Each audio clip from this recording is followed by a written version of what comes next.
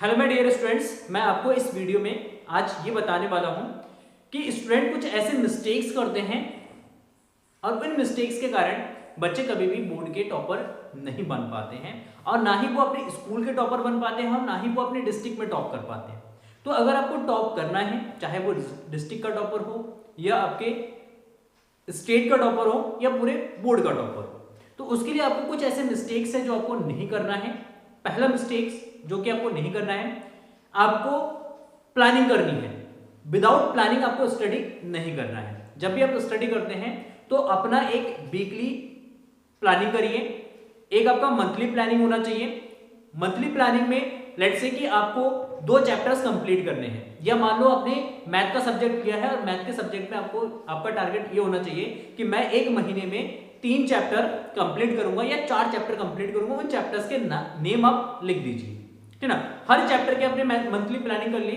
अब उन प्लानिंग को अपने डिवाइड करना है वीकली में, कि आपको एक वीक में एक चैप्टर कंप्लीट करना है। मैथ में आपको ये चैप्टर कंप्लीट करना है, फिजिक्स में आपको ये चैप्टर कंप्लीट करना है, इंग्लिश में आपको ये चैप्टर कंप्लीट करना है। क्योंकि बोर्ड का टॉपर वही बन सकता है जो प्लानिंग करके स्टडी करता है और हर सब्जेक्ट की स्टडी करता है। ये नहीं केवल आप मैथ पढ़ के टॉपर बन सकते हैं या फिजिक्स पढ़ के आप टॉपर बन सकते हैं, कभी नहीं बन सकते।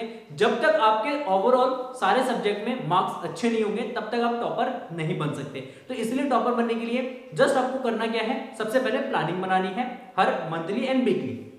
वीकली प्लानिंग से होगा क्या कि आप उस मंथली प्लानिंग को अच्छे तरीके से एग्जीक्यूट कर पाओगे। तो पहला आप अपने रूटीन के हिसाब से, अपने डेली रूटीन के हिसाब से अपना क्या बनाइए, एक मंथली एंड वीकली प्लानिंग करिए।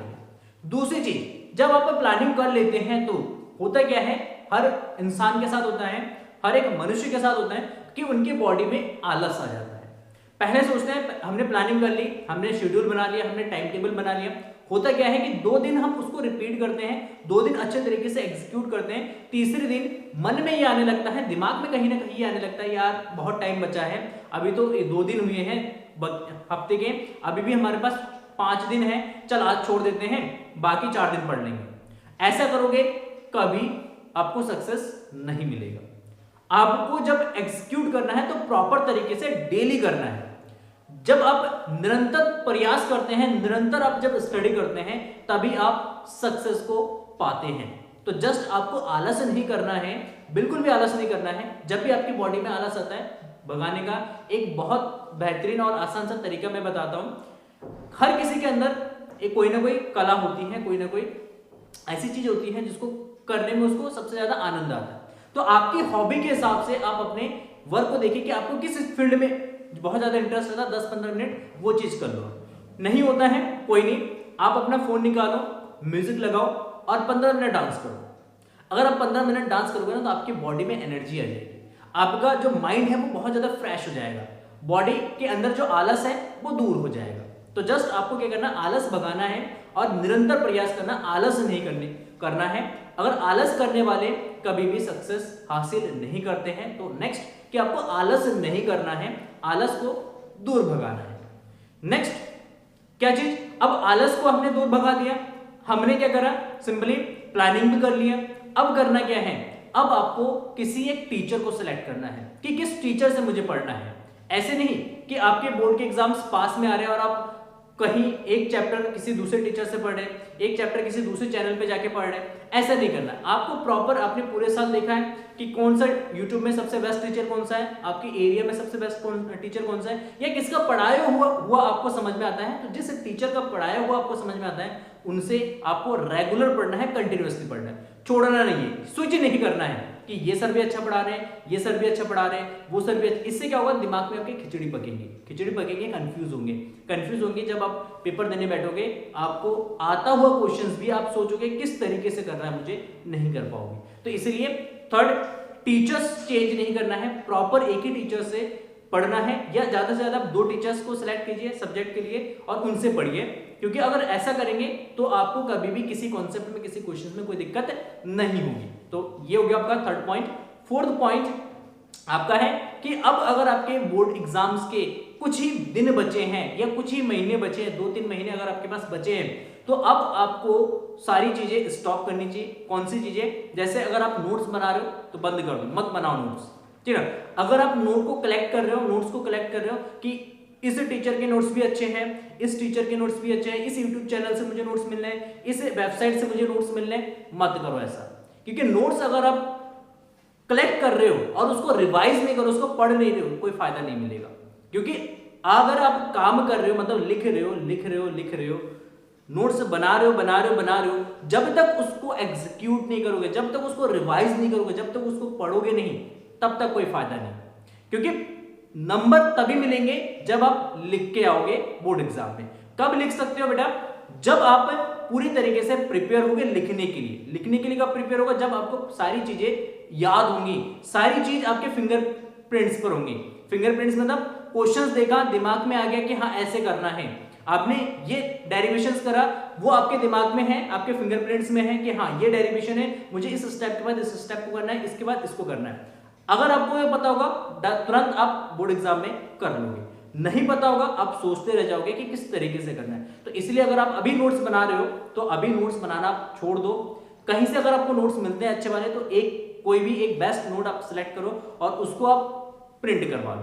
प्रिंट करवाओ, टाइम बचेगा, प्रिंट करवाओ और उन नोट्स को अभी से पढ़ना स्टार्ट कर दो और उसको रिवाइज करना स्टार्ट करो। रिवीजन करो, उसका बहुत ज्यादा रिवीजन करो, एक 2-3 बार रिवाइज करो। एक ही नोट्स लो, ज्यादा नोट्स नहीं लेने हैं कि इस टीचर के भी नोट्स अच्छे हैं, इसके भी अच्छे हैं, उसके भी अच्छे हैं, तो सब पढ़ रहे हैं। कभी इसके नोट्स पढ़ रहे हैं, कभी उसके नोट्स पढ़ रहे हैं, कभी उसके नोट्स पढ़ रहे हैं। ऐसा नहीं करना है। ऐसा करेंगे कंफ्यूज होंगे, क्योंकि हर टीचर का मेथड अलग होता है, हर नोट्स आपको अलग अलग तरीके से कराया होगा। एक ही डेरिवेशन अलग अलग टीचरों ने अलग अलग तरीके से करवाया होगा, कंफ्यूज हो जाओगे।